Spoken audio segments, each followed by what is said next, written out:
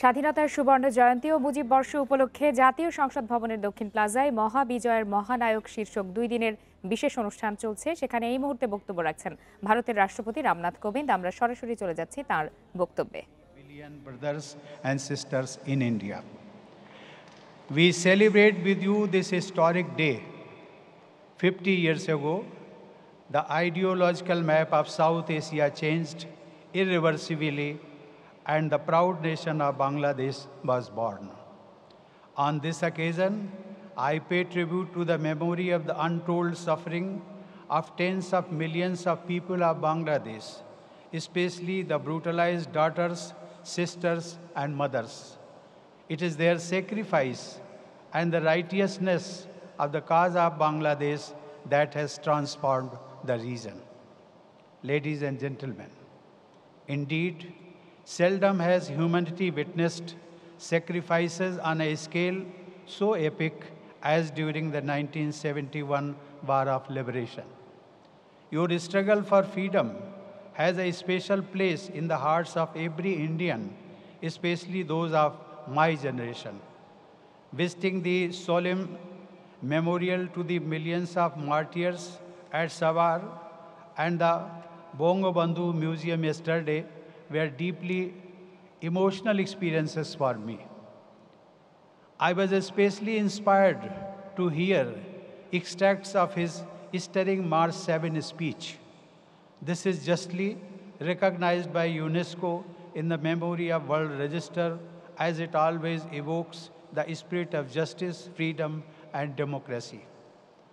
History also has few examples to equal the scale of empathy and grassroots level support that your struggle evoked in India.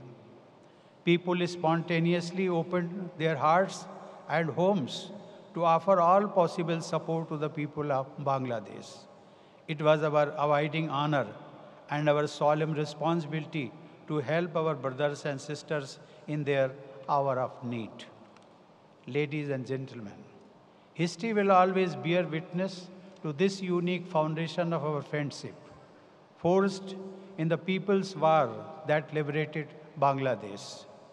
Veterans of that war, both from India and Bangladesh, some of whom are here in this audience, including the Honorable President of Bangladesh, are living testimony to the power of faith and friendship which can move mountains.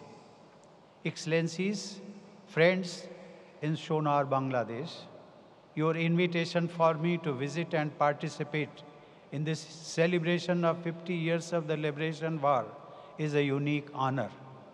It is also a true reflection of our very special friendship. Like Prime Minister Sri Narendra Modi, I am delighted that my first visit outside India since the outbreak of COVID pandemic is to your country, Bangladesh. I am also honored to participate in the Mujib Borsho celebrations. Excellencies, a little over 50 years ago, the vision of an independent Bangladesh inspired millions. But it seemed a remote and impossible dream then to naysayers, skeptics, and detractors. The international context and realpolitik seemed to rule out the prospects of liberation, set against a brutal, determined, and well-armed foe who would stop at nothing. The odds were very much against Bangladesh. But the inspiring statesmanship of Bangabandhu, his clear-sighted moral conviction, and his unflinching determination to seek justice for the people of East Pakistan were truly the game changers. As a result, the world learned a valuable lesson that the will of the majority of people cannot be subjugated by any force, however brutal. Ladies and gentlemen, I remember that I was inspired as a youth by the moral courage of Bangabandhu. Like millions of others, I was electrified by his powerful voice and the understanding that it carried the aspirations of 70 million people of Bangladesh at that time. Like millions of Indians of my generation, we were elated by the victory of Bangladesh over an oppressive regime and were deeply inspired by the faith and courage of the people of Bangladesh. The vision of Bongo Bandhu was of a Bangladesh that was not only free politically, but also of a nation that was equitable and inclusive. Sadly, his vision could not be realized in his lifetime. The anti-liberation forces who brutally killed Bongo Bandhu and most of his family did not realize that bullets and violence cannot extinguish an idea that has captured the imagination of millions of the people. Above all, they did not count on the determination and resilience of Her Excellency Prime Minister Sheikh Hasina, who faced assassination attempts and dictatorships with remarkable courage.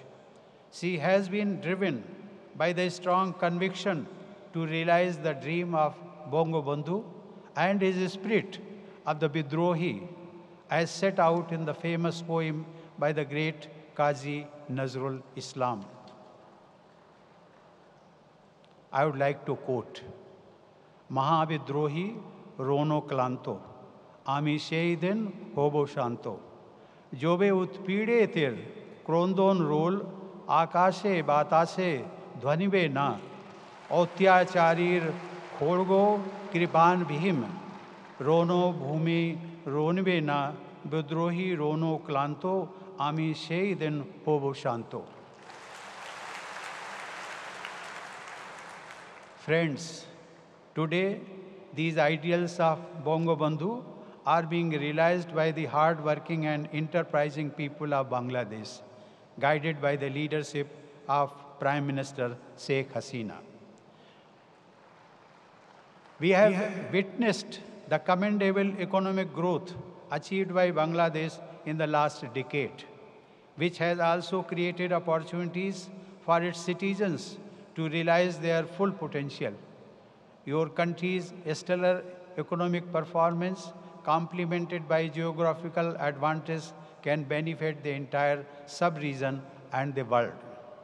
There is a growing recognition among international experts about the fact that close sub-regional trade, economic cooperation, and connectivity will help accelerate the process of achieving a Sonar Bangla in the shortest possible period of time.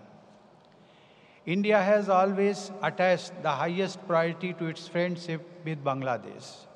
We remain committed to doing all we can to help realize full potential of our friendship. In recent years, we have seen a steady expansion of trade, economic cooperation, people-to-people ties, student exchanges, and extensive engagements across multiple areas of activities. These are guarantees of a sustainable, deep friendship based on mutual respect, sovereign equality, and our respective long-term interests. I am glad that our recent efforts have been inspired by this vision. Excellencies, Bangladesh is a unique country of astonishing natural beauty, fertile land, and majestic rivers. It is a land of poets, artists, scholars, and thinkers. Historically, the people of this land have always deeply valued art and scholarship. You have always given primacy to the pursuits of the mind, culture, and language, which are the dominant and unifying elements of your national identity. As a result, you already have the unique conditions for a coherent, harmonious, and dynamic society. Excellencies, distinguished guests, ladies and gentlemen, if the first 50 years of our partnership began by surmounting extraordinary challenges that forced a deep friendship between our people, perhaps the time has come to raise the bar even higher. To achieve that, our businesses, our academics, and especially our youth must be motivated to jointly create globally pioneering initiatives in the world of ideas, creativity, commerce, and technology. Our innovators should be urged to find new solutions based on locally appropriate technologies to address our common development challenges. We must urge our thinkers to leverage the power of our own unique success stories to find best in class ideas that are relevant in our regional context. Together we can create opportunities for seamless flow of ideas and innovation as we enter a new era of interconnectivity. Ladies and gentlemen, and our businesses should be encouraged to realize the vision of deeply integrated supply chains of production and transport, connectivity, enabling our sub-region to become one of the world's largest production centers and the world's largest market for goods and services.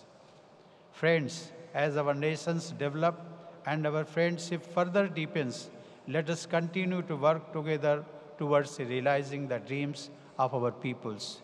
Jai Hind, Joy Bangla, Bangladesh, Bharat Moitri, Chiranjeevi Hok, Dhonwad. অশেষ ধন্যবাদ। আজ স্বাধীনতার সুবর্ণ জয়ন্তী ও মুজিব বর্ষ উপলক্ষে জাতীয় সংসদ ভবনের দক্ষিণ প্লাজায় মহাবিজয়ের মহানায়ক শীর্ষক যেই 2 দিনের অনুষ্ঠান চলছে সেখানে এতক্ষণ বক্তব্য রাখছিলেন ভারতের রাষ্ট্রপতি রামনাথ কোবিন্দ। আমরা সরাসরি ছিলাম তার বক্তব্যে।